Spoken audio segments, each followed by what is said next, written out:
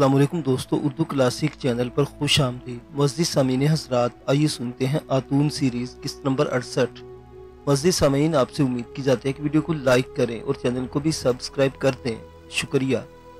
दूसरे रोज़ शहर गया, 10 बजे तक वहाँ रहा, फिर वापस अपनी कोठी में आकर बरामदे में बैठ गया। रात भर की बारिश और आंधी के बाद सुबह को मौसम खुशगवार था।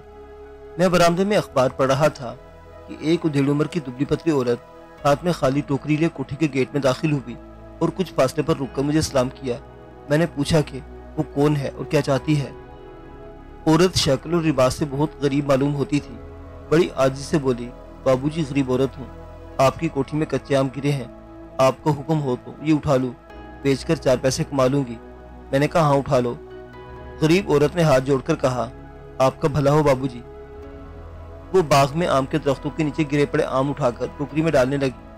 आम जमा करते हुए वो बरामदे के करीब आई और बोली, बाबूजी आप बड़े दयालु हैं, या तो कोठियों वाले सारे आम खुद इकट्ठे कर लेते हैं, मुझे कुछ नहीं मिलता। मैंने पूछा, तुमने हिंदी का लफ्ज़ दयालु बोला है, क्या तुम हिंदू औरत हो? गरीब उधेड़ों में औरत ने हाथ जोड़कर कहा, बाबूजी मैं पाकिस्तान बनने से पहले हिंदू थी, मगर अब मुसलमान हो गई हूँ, बेवा हूँ जी। पहले दुर्गावती नाम था, अब शरीफा बीबी है जी। मौलवी जी ने मुसलमान किया है। मेरी एक बेटी भी है बाबूजी, बसंती नाम था इसका, अब भी इसका यही नाम है। बाबूजी बसंती हिंदू नाम नहीं है ना? मैंने कहा नहीं शरीफा बीबी, बसंती तो किसी लड़की का नाम भी हो सकता है। गरीब औरत मुझे दुआएं देते हुए आम इकट्ठे करने लगी। वो साथ साथ बोलती भी जा रही थी, यहाँ एक गांव में रहती हूँ जी, अपनी बसंती के साथ। खामद को मरे 2 साल हो गए हैं। हिंदुस्तान में कौन था जिसके पास जाती, यही मुसलमान होकर रह गई। लोगों के घरों में काम करके पेट पाल लेती हूँ, दोनों माँ बेटी। मैंने शरीफा बीबी से कहा कि जब तक आमों का मौसम है वो बेशक कोठी में आकर आम इकट्ठे करके ले जाया करे। वो बड़ी खुश हुई, कच्चे आमों से टोकरी भरकर मुझे दुआएं देती चली गई। एक दिन छोड़कर ये औरत फिर आई और गिरे पड़े आम उठाकर ले गई। फिर कई रोज ना आई। दरख्तों पर आम पक गए थे। मैंने 2 मजदूर बुलवाकर आम तुड़वाकर टोकरे में भरकर शरीफा बीबी के लिए रखवा लिए। इस ख्याल से मुझे इससे बड़ी हमदर्दी थी कि वो मुस्लिम खातून है। एक दिन दोपहर के बाद अचानक आ गई, कहने लगी मेरी बेटी बसंती बीमार थी बाबूजी, इसलिए नहीं आई। आमों का टोकरा देखकर बड़ी खुश हुई। वो फेरे डालकर सारे आम ले गई और मुझे दुआएं दी।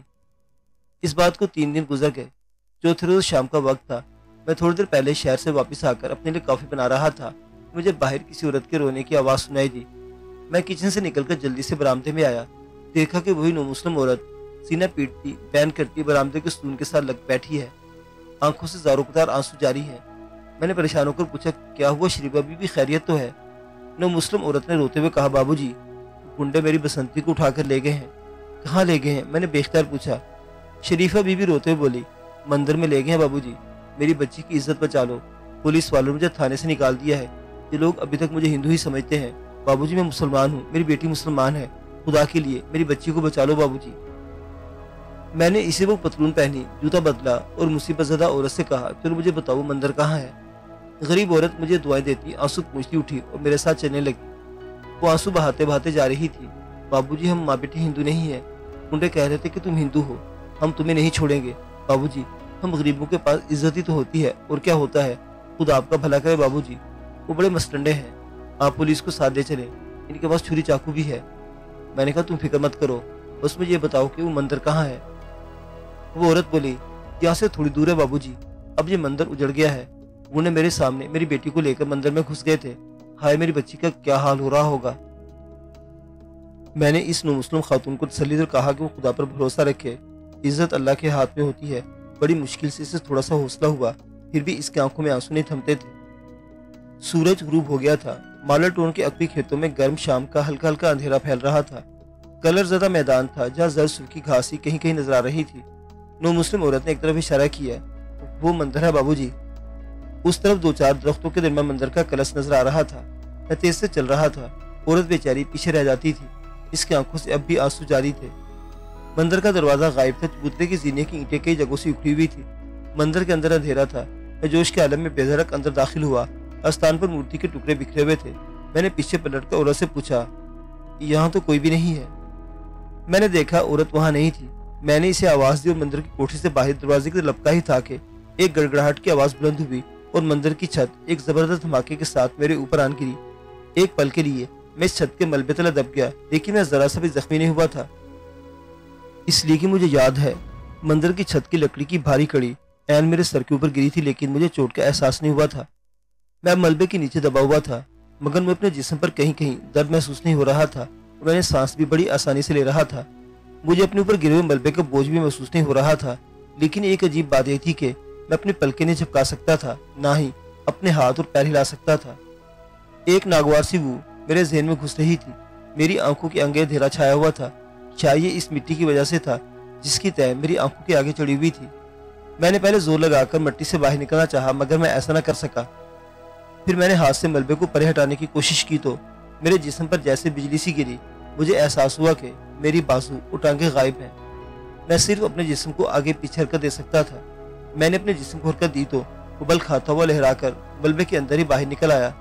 ملبے سے باہر آتے ہی میں خوف اور دہشت کے مارے برف کی طرح سرد ہو کر رہ گیا۔ میں اپنے جسم کو دیکھ رہا تھا جو 2 فٹ لمبے سیاہ سانپ میں تبدیل ہو چکا تھا۔ مجھے یقین نہ آیا میں اپنا جسم دیکھ رہا ہوں، شاید میں غائب ہوں اور سانپ کے قریب ہی بیٹھا ہوں، مگر جب میں نے اپنی گردن کو حرکت دی تو سانپ کی گردن بھی حرکت میں آ گئی۔ اپنے جسم کو آگے بڑھایا تو سانپ کا جسم بھی بل کھانے لگا۔ میری روح چیخ اٹھی، میرے خدا یہ کیا ہو گیا تھا؟ اپنی ہزاروں سالہ زندگی میں ایسا بھیانک حادثہ میرے ساتھ کبھی نہیں گزرا تھا۔ رات کا اندھیرا میرے چاروں طرف پھیلا ہوا تھا، میں ملبے کے ڈھیر پر بے حس حرکت حیران ششدر پڑا تھا۔ مجھے یوں محسوس ہو رہا تھا جیسے کسی نے میرے جسم کو رسیوں میں جکڑ دیا ہے۔ دور ماڈل ٹاؤن کی جانب درختوں میں کہیں کہیں کوٹھیوں کی بتیاں دکھائی دے رہی تھیں، ان میں میری کوٹھی کی روشنی بھی ہوگی۔ میں اس حقیقت کو آج بھی تسلیم کرتا ہوں کہ اس وقت مجھ پر سراسیم کی تاری تھی۔ میں اپنا سر وہی مٹی کے ڈھیر پر رکھے خاموشی سے دور نظر آتی ماڈل ٹاؤن کی روشنیوں کو تک رہا تھا۔ میں اس سنسنی خیز تجربے کی وجہ سے ابھی تک دہشت زدہ تھا۔ جب یہ دہشت ذرا کم ہوئی تو میں نے اپنے حواس پر غور کیا۔ میری نظر میں کوئی تبدیلی واقع نہیں ہوئی تھی، مجھے ہر شے اسی طرح دکھائی دے رہی تھی جیسے میں انسان کے روپ میں دیکھا کرتا تھا۔ ہو سکتا ہے سانپ بھی اسی طرح دیکھتا ہو۔ ایک پرندہ بولتا ہوا میرے اوپر سے گزرا تو مجھے محسوس ہوا جیسے میرا سارا جسم اس کی آواز کو سن رہا تھا۔ میری قوت شمع کا تعلق براہ راست میری زبان سے مربوط ہو چکا تھا، جو تھوڑی تھوڑی دیر بعد اپنے آپ منہ سے باہر نکل کر واپس آ جاتی تھی۔ سب سے اہم بات میرے ذہن میں تھی، میرا ذہن ایک انسان کی طرح کام کر رہا تھا۔ مجھے ہر شے یاد تھی، میرا شعور مجھے میرے ماضی اور حال سے برابر آگاہ کر رہا تھا۔ مجھے یاد تھا کہ میں آتون ہوں اور ایک عورت مجھے اس مندر میں اپنی بیٹی کو گنڈوں سے بچانے کے لیے لائی تھی۔ لیکن میرے ساتھ ایسا ہولناک حادثہ کیوں پیش آیا؟ کیا یہ محض ایک حادثہ ہے؟ وہ عورت کون تھی جو مجھے اپنے ساتھ اس مندر میں لائی؟ کیا اس کے پیچھے کوئی سازش کار فرما تھی؟ اس سوال کا جواب مجھے فوراً مل گیا۔ میری آنکھوں کے سامنے مالکہ اسپرا کی شبیہ ابھری، اس کا سر عورت کا، باقی جسم دھڑ سانپ کا تھا۔ انتقام کی آگ میں اس کا چہرہ جھلس رہا تھا، اس کی آنکھوں سے چنگاریاں پھوٹ رہی تھیں، اس کے ہونٹ بند تھے، لیکن اس کی پھنکار ایسی آواز کی لہریں میرے جسم سے ٹکرانے لگی۔ وہ کہہ رہی تھی، آتون میں ہمیشہ کے لیے آگ میں گر چکی ہوں، مگر میں نے تم سے بدلہ لے لیا ہے۔ تو کبھی انسان کی جون میں واپس نہیں آ سکے گا۔ جب تک زندہ ہے سانپ بن کر زندہ رہے گا، تو موت کا ترسے گا، لیکن تجھے موت نہیں آئے گی۔ مالکہ ناگن کی شبیہ غائب ہو گئی۔ بات صاف ہو گئی تھی، میں مالکہ ناگن کے انتقام کی زد میں تھا۔ میں نے سب سے پہلے اپنی والدہ کی روح کی طرف توجہ دی، مگر میں والدہ کی شکل کو صاف طور پر اپنے ذہن کے پردے پر نہ لا سکا۔ مجھے قدیم مصری منتر بھی یاد نہیں آ رہا تھا۔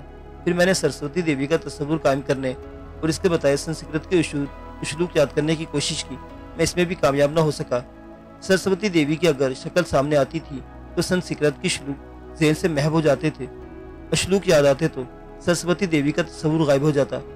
میں نے اپنا سر خدا کے حضور جھکا دیا اور اپنے آپ کو تقدیر کے حوالے کر دیا۔ اب مجھے خدا کی رضا ہی اس اندوناک صورتحال سے نجات دلا سکتی تھی۔ میں ملبے کے ڈھیر سے اتر کر ماڈل ٹاؤن کی طرف ریگنے لگا۔ مجھے معلوم تھا کہ سانپ کی شکل میرے لیے کوئی تحفظ نہیں۔ سانپ انسان کا دشمن ہے۔ مجھے دیکھتے لوگ اینٹ پتھر اور لاٹھیوں سے مجھ پر حملہ کر دیں گے۔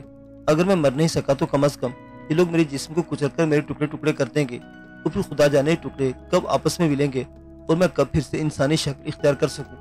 ایسا ہو بھی سکے گا یا نہیں؟ بہرحال اس وقت سب سے اہم ضرورت یہ تھی کہ میں کسی جگہ جا کر چھپ جاؤں، اور یہ جگہ اپنی کوئی کوٹھی سے بہتر دوسری کوئی نہیں تھی۔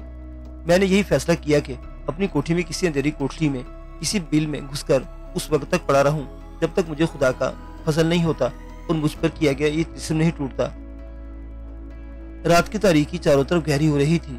میں ویران میدان اور کٹے ہوئے کھیتوں، جھاڑیوں اور ناہموار جگہوں پر سے رینگتا اپنی کوٹھی کی طرف چلا جا رہا تھا۔ درختوں میں گھری ماڈل ٹاؤن کی چھوٹی سی سڑک پار کرنے لگا تو سامنے سے روشنی پڑی۔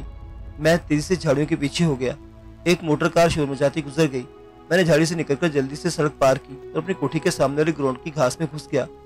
گھاس خودرو اور خشک تھی۔ ایک جینگر مجھے قریب سے گزرتے ہوئے دیکھ کر چپ ہو گیا۔ سامنے میری کوٹھی کا گیٹ تھا۔ کوٹھی کے آگے جو چھوٹی سی کچی سڑک گزرتی تھی وہاں سناٹا چھایا ہوا تھا۔ میں کوٹھی کے پورچ میں آ گیا۔ برآمدہ کے کونے والی بتی جل رہی تھی۔ برآمدہ سنسان تھا۔ میں اس کے ٹھنڈے فرش پر رینگتا ادھورے دروازے سے نکل کر ڈرائنگ روم میں آ گیا۔ ہر شے اسی طرح پڑی تھی جس طرح میں چھوڑ گیا تھا۔ بتی جل رہی تھی۔ میں نے ڈرائنگ روم کے قالین کا ایک چکر لگایا، کچن میں گیا اور پھر ڈرائنگ روم میں آ گیا۔ اسٹور روم کوٹھی کے عقب میں تھا۔ سوچو صبح ہوگی تو وہاں جا کر اپنے لیے کوئی خفیہ ٹھکانہ بنا لوں گا۔ میں نے محسوس کہ مجھے بھوک پیاس یا تھکان کا کوئی احساس نہیں تھا۔ کیا میری غیر معمولی طاقت بھی میرے پاس ہے یا نہیں؟ اس خیال کے ساتھ ہی میں نے اپنی طاقت کو آزمانے کی کوشش کی اور ڈرائنگ روم میں آ کر بھاری بھرکم صوفے کے ساتھ سر لگا کر اسے زور سے آگے دھکیلا، مگر صوفہ اپنی جگہ نہ ہلا۔ میرا دل مزید بیٹھ گیا۔ میری غیر معمولی طاقت بھی میری انسانی روپ کے ساتھ ہی مجھ سے جدا ہو چکی تھی۔ اب میں ایک عام سانپ تھا۔ مجھے یہ بھی یقین نہیں تھا کہ اگر کسی نے میرے دو ٹکڑے کر دیے تو میں زندہ بھی رہ سکوں گا یا نہیں۔ مجھے ایک خطرناک آزمائش میں ڈال دیا گیا تھا، لیکن میں نے ہمت نہیں ہاری تھی۔ دل کو ایک بار پھر جگہ قائم کر لیا تھا اور ہر قسم کے حالات کا مقابلہ کرنے کے لیے ایک بار پھر تیار تھا۔ ساری کوٹھی کھلی پڑی تھی۔ میں کچھ دیر تک ڈرائنگ روم میں گول میز کے نیچے بیٹھا رہا۔ ڈرائنگ روم کے ادھکھلے دروازے کو میں نے اپنے سر کے ٹھوکے سے بند کر دیا۔ بتی جل رہی تھی۔ پہلے سوچا دیوار پر رینگ کر پرانے پائپ کے سوئچ کے پاس جاؤں اور اسے سر کے دباؤ سے آف کر دوں۔ پھر خیال ہے کہ روشنی دیکھ کر ہو سکتا ہے کہ کوئی چور ادھر کا رخ نہ کرے۔ چنانچہ بتی کو جلنے رہنے دیا اور خود رینگتا اسٹور روم میں آ گیا۔ اسٹور روم میں اسی طرح کاٹ کباڑ پڑا ہوا تھا۔ کونے میں ٹوٹے پھوٹے سامان کے نیچے بیٹھ کر ایک جگہ بنا لی اور کنڈلی مار کر بیٹھ گیا۔ رات گزرتی چلی جا رہی تھی۔ نیند کا سوال ہی پیدا نہیں ہوتا تھا۔ میں سر اپنے جسم کے کنڈل پر رکھے چپ اپنے پریشان کن خیالات میں غرق تھا۔ نہ جانے کتنی دیر اس طرح گزر گئی۔ مجھے آہٹ سنائی دی۔ میں نے سر اوپر اٹھا لیا اور زبان باہر نکل کے کچھ سونگنے اور سننے کی کوشش کی۔ اب انسانی آواز بھی سنائی دی۔ یہ آواز ڈرائنگ روم کی طرف سے آ رہی تھی۔ میں رینگ کر اسٹور روم سے باہر نکل کر تاریک راہداری میں آ گیا۔ یہاں سے ایک دروازہ ڈرائنگ روم میں کھلتا تھا۔ یہ دروازہ نیموا تھا۔ دو انسان آپس میں آہستہ آہستہ باتیں کر رہے تھے۔ میں ان کے الفاظ سمجھ رہا تھا۔ یہاں تو کوئی نہیں ہوگا گامو، کوٹھی خالی پڑی ہے۔ روپیہ پیسہ زیور کہاں ہے؟ تو پتہ کریں، دوسرے کمرے میں آؤ۔ میں سمجھ گیا یہ چور ہیں اور بیڈ روم کی طرف جا رہے ہیں۔ یہاں تجوری میں کچھ 1000 روپے اور مالکہ کا روزمرہ کا زیور پڑا تھا۔ میں دروازے کے نیچے سے ہو کر ڈرائنگ روم میں داخل ہوا۔ منہ پر ڈھانٹے باندھے دو دیہاتی وضاقتہ کے چور ہاتھوں میں خنجر تھامے ڈرائنگ روم سے بیڈ روم والے دروازے کی طرف جا رہے تھے۔ ڈرائنگ روم میں روشنی تھی مگر بیڈ روم میں اندھیرا چھایا ہوا تھا۔ بیڈ روم کا دروازہ کھول کر چور اندر چلے گئے۔ میں تیزی سے رینگتا ہوا دیوار پر سے گزر کر بیڈ روم کی چھت کے کونے میں آ گیا۔ میں چھت کے کونے میں دیوار سے چمٹا ہوا تھا۔ اندھیرے میں مجھے دونوں چور صاف دکھائی دے رہے تھے۔ وہ تجوری میں چابی لگا کر اسے کھولنے کی کوشش کر رہے تھے۔ جلدی کر گاموں، کوئی آ گیا تو یہ چھری کس واسطے رکھی ہے؟ چپ کر۔ اس چور کے پاس چابیوں کا پورا چھلا تھا۔ وہ مختلف چابیوں کو سیف کے تالے پر آزما رہا تھا۔ آخر ایک چابی لگ گئی اور سیف کھل گیا۔ وہ تجوری کے خانوں میں سے روپے اور زیور نکال کر کپڑے میں ڈالنے لگے۔ پہلے تو قدرتی طور پر خیال آیا کہ ان دونوں کو اسی جگہ ڈس کر ہلاک کر ڈالو۔ پھر سوچا کہ ان کو ہلاک کر کے مجھے کیا حاصل ہوگا؟ یہ روپیہ پیسہ اور زیور اب میرے کس کام کے؟ جو لے جاتے تو لے جائے، میرے لیے تو سب بیکار ہے۔ مجھے میں نے کچھ نہ کہا اور دیوار کے ساتھ لگا انہیں تجوری سے مال سمیٹتے خاموشی سے دیکھتا رہا۔ محض روپے پیسے کے لیے میں کسی انسان کی جان نہیں لے سکتا تھا، اور خاص طور پر جبکہ وہ روپیہ پیسہ میرے کسی کام کا نہ ہو۔ چور بڑے خوش تھے۔ جلدی جلدی سب کچھ سمیٹ کر وہ بیڈ روم سے فرار ہو گئے۔ میں اسٹور روم میں آ کر اپنی خفیہ جگہ پر چھپ گیا۔ ساری رات اسٹور روم میں پڑا رہا۔ دن کی روشنی کا احساس ہوا تو اسٹور روم سے نکل کر ڈرائنگ روم اور پھر برآمدے میں آ گیا۔ ڈرائنگ روم کی بتی بدستور جل رہی تھی۔ برآمدے میں دن کی دھوپ پھیلی ہوئی تھی۔ میرا دل اپنی تبدیلی حیت پر بوجھل تھا۔ فضا میں دھوپ کی تپش تھی۔ میں برآمدے کی سیڑھیوں سے رینگ کر آم کے درختوں کے ٹھنڈے سائے میں آ گیا۔ کوٹھی کا گیٹ کھلا پڑا تھا۔ مجھے اس کوٹھی کی ویرانی پر ترس آنے لگا۔ کس چاور خوشی کے ساتھ میں مالکہ کو بیاہ کر لایا تھا اور کیسا ہولناک انجام ہوا۔ میں آم کے درخت کے نیچے ہری ہری گھاس میں سمٹ کر بیٹھ گیا۔ کوٹھی کے لان کی باڑ میری قریبی تھی جس پر جنگلی بیل چڑی ہوئی تھی۔ کوٹھیوں کے آگے سے گزرنے والی کچی سڑک خاموش و ویران تھی۔ اچانک میرے کانوں میں بین کی آواز پڑی۔ اس آواز میں نہ جانے کیا جادو کیا طریقے تھا کہ میرا جسم اپنے آپ تھرکنے لگا۔ میرا سر اوپر کو اٹھا اور میں دائیں بائیں جھومنے لگا۔ بین کی آواز کہیں قریب ہی سے آ رہی تھی۔ میرا جسم، میری زبان اس بین کی آواز کی لہروں کی شدت کو محسوس کر رہی تھی۔ میرے جسم کو اپنے آپ بین کی لہروں کی سمت کا اندازہ ہو گیا اور میں نے اس طرف بینگنا شروع کر دیا۔ میں نے اپنے آپ کو روکنے کی بہت کوشش کی مگر ناکام رہا۔ میرے جسم کسی ناقابل شکست طاقت کے زیر اثر خود بخود بین کی آواز پر آگے بڑھ رہا تھا۔ मैं कोठी की बाट से निकलकर कोठी के अगले हिस्से में आ गया, जहाँ कुछ फासले पर एक सपेरा जमीन पर बैठा सांप की पटारी खोले बीन बजा रहा था। दो चार लड़के इसके सामने खड़े दिलचस्पी से सांप का मुजाहरा देख रहे थे। सपेरे को अभी तक कोई एहसास नहीं हुआ था कि मैं इसकी तरफ बढ़ रहा हूँ। मुझे मालूम था कि मैं अपने आप को शदीद खतरे में डाल रहा हूँ। मैंने अपने जिस्म को रोक कर कई बार वापस मुड़ने की कोशिश की, मगर मैं कामयाब न हो सका। बीन की आवाज ने मुझे मस्त कर दिया था। अब मेरे मुंह से फुकारे भी निकलने लगी। अचानक सपेरे ने बीन बजाते हुए पीठ मोड़ी। बीन अभी तक इसके मुंह के साथ लगी हुई थी। एक काले नाकों की तरफ बढ़ते देखकर एकदम टूट खड़ा हुआ और पहले से ज्यादा गर्मजोशी के साथ बीन बजाने लगा। शायद इसकी तजर्बाकार निगाहों ने देख लिया था कि मैं एक अनमोल और कभी कभी हाथ लगने वाला स्याह नाग हूँ। इसने एक हाथ के इशारे से बच्चों को परे परे कर दिया और खुद बीन का रुख मेरी तरफ करके बीन को लहरा लहरा कर बजाने लगा। मैं इसके करीब आकर रुक गया और बीन की आवाज पर बेख्तियार होकर झूमने लगा। सपेरा बड़ी मुहारत से बीन को लहराते हुए अपनी पटारी की तरफ ला रहा था। मेरे इख्तियार में कुछ नहीं था। मैं बीन की आवाज की तिरछे में जकड़ा हुआ था। बीन के सुरों ने मुझे मस्त कर दिया था। सपेरा पटारी के पास जाकर बैठ गया। इसने एक हाथ से पटारी थोड़ी सी आगे कर दी। अब मेरी कुव्वत इरादी पर सपेरे की बीन की आवाज गालिब आ चुकी थी। मैं वालिहाना अंदाज में झूम रहा था। जिस तरह बीन का रुख होता, मैं भी अपना मुंह उधर को कर लेता। मेरे जिस्म का जरा जरा मस्त होकर जैसे रक्स कर रहा था। सपेरा बार बार बीन का निचला किनारा पटारी से टकराता वो एक खास सुर और ताल के साथ बीन बजा रहा था। मेरे जिस्म पर रुक रुक कर बीन के सुर और ताल की मुद्दर जरब सी पड़ रही थी। ये जर मुझे मदहोश किए दे रही थी। मैं देख रहा था कि सपेरे का चेहरा पसीने में शराबूर हो गया था। इसके माथे से पसीने के कतरे टपक रहे थे। इसकी आंखें सुर्ख हो रही थी। गाल बार बार फूल रहे थे। दोनों हाथ बीन के साथ साथ लहरा रहे थे। इसने बीन का किनारा काली पटारी में डाल दिया। मैं बेइख्तियार होकर रक्स करता पटारी में दाखिल हुआ। जो ही मैं पटारी में दाखिल हुआ, सपेरे ने जल्दी इसका ढक्कन बंद कर दिया। वो पटारी के ढक्कन पर कपड़ा डालकर इसकी रस्सी पेट रहा था। बीन की आवाज उठते ही मुझे होश आ गया, मगर अब मैं पटारी में बंद था और मुझे में इतनी ताकत भी नहीं थी कि जोर लगाकर पटारी को तोड़ सकूं। मुझे सपेरे की आवाज सुनाई दी। वो लड़कों से कह रहा था, शीशनाग पकड़ा है, तो लड़कों भाग जाओ, भाग जाओ। फिर जैसे सपेरे ने पटारी को झोले में डाला, वो तेज कदम उठाता एक तरफ को रवाना हो गया। मुअज़्ज़िज़ सामीन हज़रात, आतून की ये दास्तान अभी जारी है। बकिया वाक़यात अगली किस्त में देखते रहिए। आतून सीरीज। अल्लाह हाफिज।